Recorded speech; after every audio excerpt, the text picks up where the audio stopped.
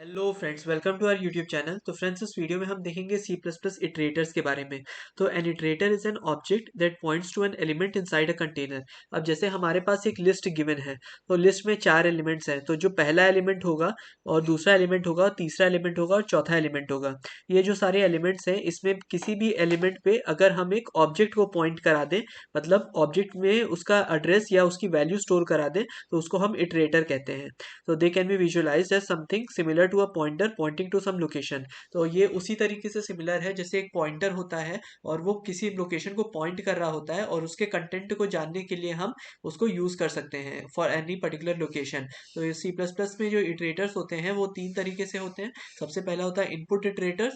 They can only be use for a single pass algorithm, मतलब एक पास में algorithm के हमें इसको यूज कर लेना होता है कि कोई भी एलिमेंट एक से ज्यादा बार एक्सेस नहीं कर सकते। आउटपुट इटरेटर्स का मतलब है कि हर पास में एक केवल सिंगल पास एल्गोरिदम्स को यूज कर सकते हैं, and it is use for the assigned elements. फिर उसके बाद फॉरवर्ड इटरेटर जो है, they can be use in the forward direction but only once. फिर उसके बाद फ्रेंड्स, इसमें हम एक कोड देख लेते हैं इसका। तो हैश इंक्लूड आईओ स्ट्रीम, मतलब इनपुट आउटपुट स्ट्रीम को इसने यूज किया। Then hash include vector, vector को यूज किया। फिर उसके बाद vector int v equals to 1 2 3, तो ये एक वेक्टर बना 1 2 3। फिर उसके बाद वेक्टर इंट इटरेटर आई। फिर उसके बाद for i equals to v dot begin i not equals to v dot end i plus plus, if i double equals to v dot begin i equals to v dot insert i comma 5। तो जब हमारा आई की value we dot begin के बराबर होगी, तो हमने we dot insert करेंगे आई कॉमा 5 को।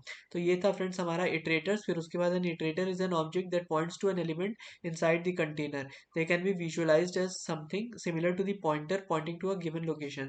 तो C++ iterators उसी तरीके का काम करते हैं जैसे कोई एलिमेंट को हम किसी ऑब्जेक्ट से पॉइंट करा दें और फिर उसकी वैल्यू स्टोर करें। तो इनपुट इटरेटर्स, आउटपुट इटरेटर्स एंड फॉरवर्ड इटरेटर्स, ये 3 तरीके के इटरेटर्स होते हैं। इनपुट इटरेटर में हमारा सिंगल पास एल्गोरिदम के लिए यूज होता है, और जो भी एलिमेंट है वो एक से ज़्यादा बार एक्सेस नहीं कर सकते।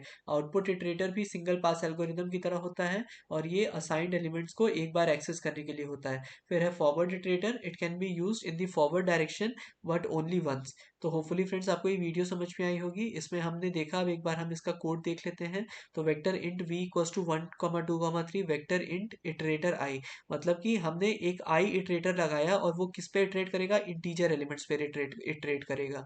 तो for i equals to v dot begin i not equals to v dot end i plus plus, तो अगर आई की वैल्यू वी डॉट बिगिन के बराबर है, तो वी डॉट इंसर्ट कर देंगे आई कॉमा 5 और उसको आई में स्टोर कर देंगे। तो होपफुली फ्रेंड्स आपको ये वीडियो समझ में आई होगी। इन केस अगर आपको वीडियो अच्छी लगी हो, then please like to this video and please subscribe to my channel. And ऐसे ही हमारा मोटिवेशन बनाए रखिए ताकि हम और अच्छे कंटेंट के साथ उपस्थित हो पाएं। Until next time, thanks for and bye.